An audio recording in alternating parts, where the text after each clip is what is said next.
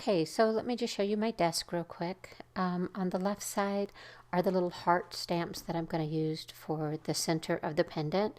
I have a sheet of clay. It's Premo, and it's I rolled out at a level 1 or 2. I believe this one was 2, but I'm using an Atlas machine. And then the green elements are little stamps that I'm going to use for the all over pattern. And then I have my cutter. The purple thing is a water bottle, and then I have my cup that I'm going to be baking on. So let's get started. Okay, first I'm going to spritz the clay and the stamps with water. And by the way, I stand up when I'm stamping, and I'm going to use my fingers to press down, try to get a good impression.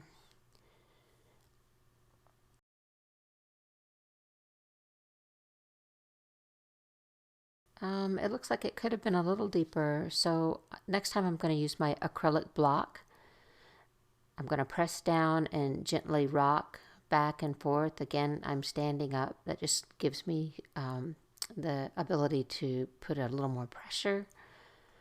And then I use my fingers. If you have a little bowl or a dome shape like the back of a spoon or something like that, you can also use that on the back of an unmounted stamp to help you get a better impression. And I'm making sure the edges are firmly pressed. Yes, this is much better. That's a great impression. Okay, I'll repeat the process and stamp with my acrylic block.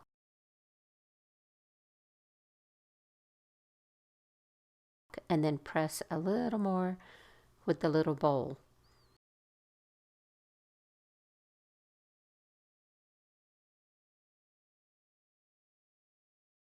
There, that looks great. So let's move on.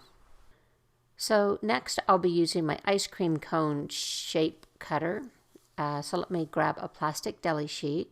This will help to bevel the edges. It just makes a clean finished look. So I'm going to place the plastic down and then gently smooth it out. Then I will center the pattern and using my acrylic block press firmly to cut the shape. I use this white cutting board for my work surface when I'm doing videos, just to avoid the harsh light from overhead and all the reflections that you can get. But normally when I'm not filming, I use a glass work surface, which makes stamping and using a cutter much cleaner and just a little bit easier because the clay really sticks to the glass. But this cutting board, the clay doesn't stick too firmly to the, so I'm not getting a clean cut, I can tell with my cutter. I'll show you in a minute. If you don't have a deli sheet, don't worry about it. I'll show you the difference in a moment of cutting with and without a deli sheet. The deli sheet just helps to bevel the edges like I mentioned earlier. Now let's remove the extra clay.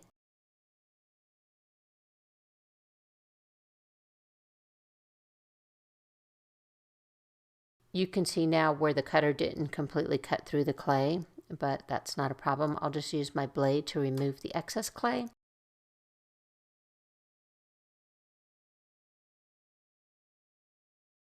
And I can clean up the edges now with a blade or an X-Acto knife. I'm also considering where I want to cut off the excess clay to make my pendant. I'll make a seamless cut from one edge to the other using my blade. You could also use like a rounded shape to help guide you.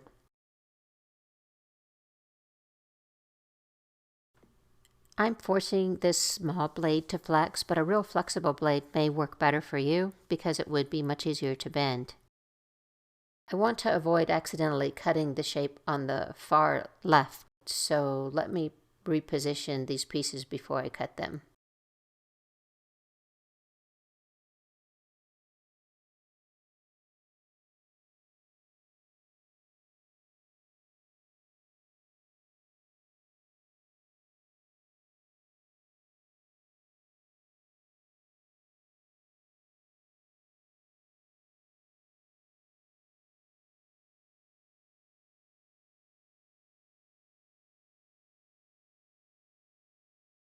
Next, I can use a deli sheet to smooth the edges. You just lay the deli sheet down and run your finger across.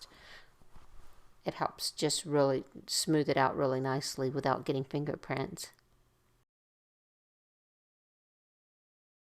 Now let me show you the subtle difference of using a deli sheet. This one I used the plastic sheet on, and this second one I didn't, and the edges are super straight. The beveled edges have a more appealing finished look. Just try it for yourself and see what you think. The cleaner you make the edges before you bake it, the less you'll have to do later. Like, you can avoid sanding altogether if you just smooth the clay really well before you bake it. Next, I have a thinner sheet of clay. This one's a level 4, and I'm going to stamp the heart into.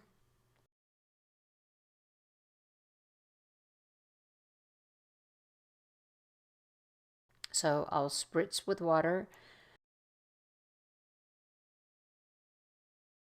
then press using my acrylic block.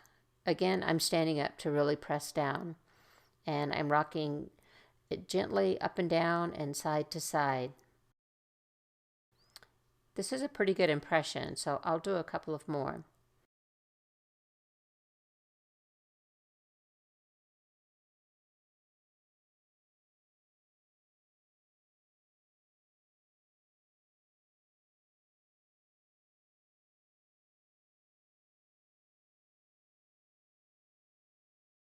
That one isn't very good, so let me go back to using my acrylic block.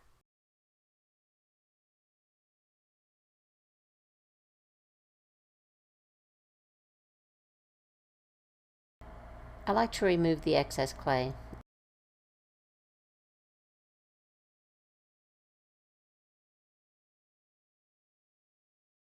I'll cut out this heart shape and then remove the extra clay as I go. Like I mentioned earlier, the clay will stick better to a glass work surface like I normally work on. I'm struggling a little bit with getting a smooth cut on this cutting board, but that's okay. I'll just cut small sections and remove the excess clay a little at a time.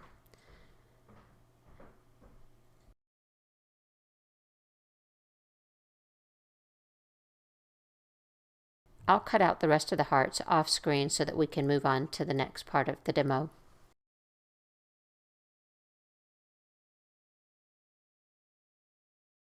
I could smooth the edges a bit with my fingers. Let's also look at the design on the pendant. Notice how busy it is? The heart's only going to get lost on this design, so let's fix that. Looking around my desk, I'm looking for something that's flat that I can impress into the clay. Here it is. I'm just going to use this craft paint lid. It's interesting because it's not completely round. There's a flat edge to it that I can position towards the top of the pendant. I'll spray it with water and then center it on the pattern and press.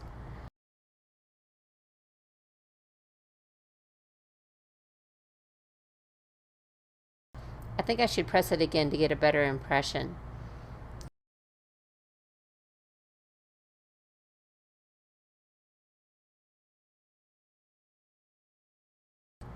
That may have been a little bit too much. It's bowing a little bit, but that's okay. It's clay. I can smooth it out and not worry too much about it.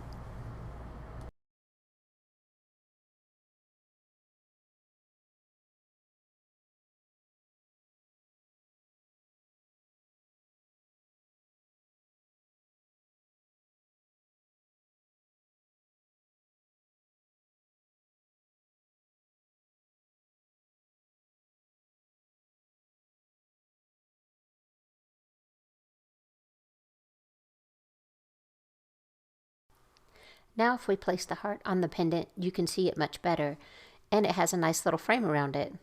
So way to go us.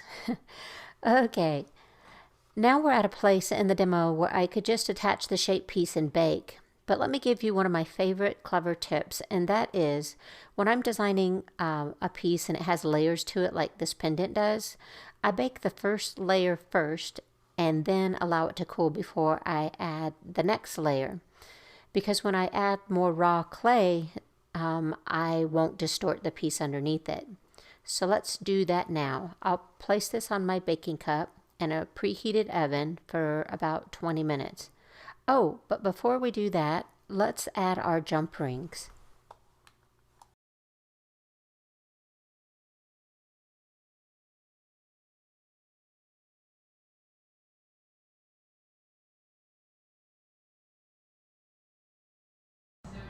These are fairly large jump rings.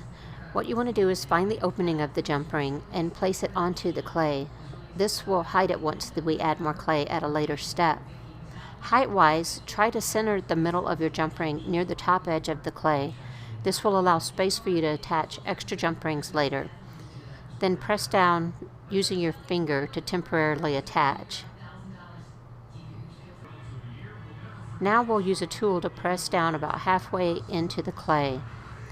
After we bake, we'll cover the jump rings with more clay to hide them.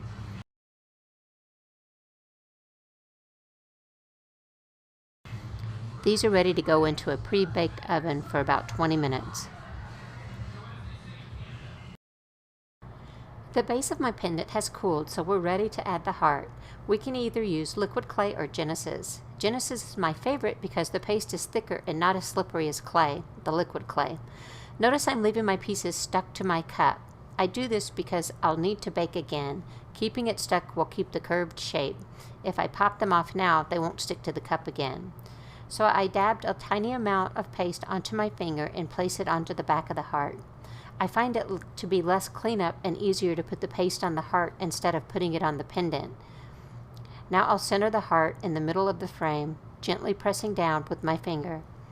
Here's the best part. Since the bottom is baked, I can use a silicone tip tool to smooth the heart edges without gouging the pendant. We want to smooth any air gaps or spaces between the heart element and the pendant. Another great thing is the cup allows me to have a firm grip on the pendant instead of fiddling trying to hold just the pendant by itself. The cup makes this process so much easier.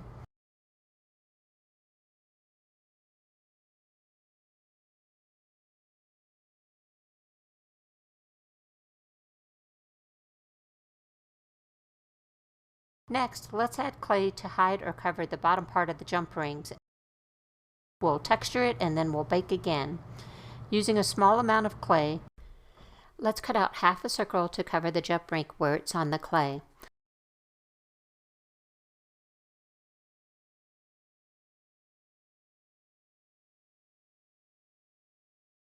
I'm adding a little Genesis to the baked clay.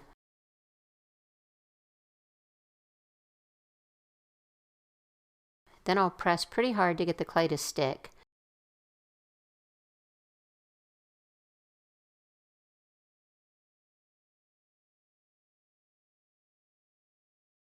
I'm wiping off this excess Genesis with a cloth. I repeat on the other side.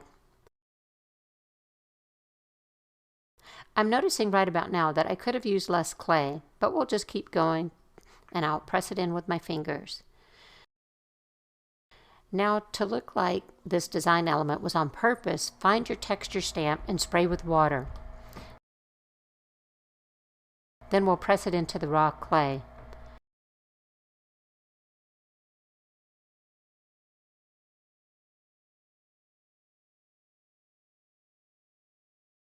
I'll use my X-Acto knife to clean up the edges. The goal is to blend everything in as well as we can, so it's subtle and not too distracting. Let me point out this mistake so that you can avoid it. Notice how the left jump ring is placed lower than the right one? This is no good. It will make your pendant hang crooked, so try to avoid that when you make yours. I'm not going to finish this pendant, but I'm just going to keep going with the demo. I'm not liking how much the raw clay is sticking up, so I'm going to use the side of my straight blade to press it down again. This will distort the stamped pattern, but that's okay. I'll just need to stamp it again.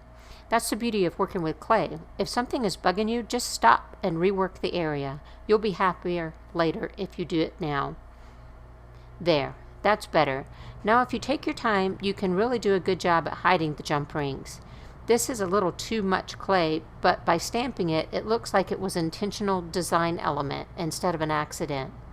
I can use my X-Acto blade to clean up the edges, and then I can use my silicone tool to connect the design elements of the raw clay to the baked pendant. It's subtle. I'm also making sure there aren't any spaces between the raw clay and the baked clay. Now we're ready to bake again. Bake in a preheated oven for 20 minutes. then allow to cool because we'll be adding the paint next. I'm excited to share my way of coloring pieces. Generally, it involves 2 base layers and a patina layer to tie it all together. The 2 base layers of color can be the clay itself, or acrylic paint, or Prismacolor markers. Today I'll show you acrylic paint. I'm going to paint my 2 colors onto the clay piece and allow it to dry completely. You don't want to be in a hurry for this. And then later I can add my patina, and I don't have to worry about the clay underneath peeling off or smudging or anything like that. And I can use a cloth or paper towel to get off the excess patina.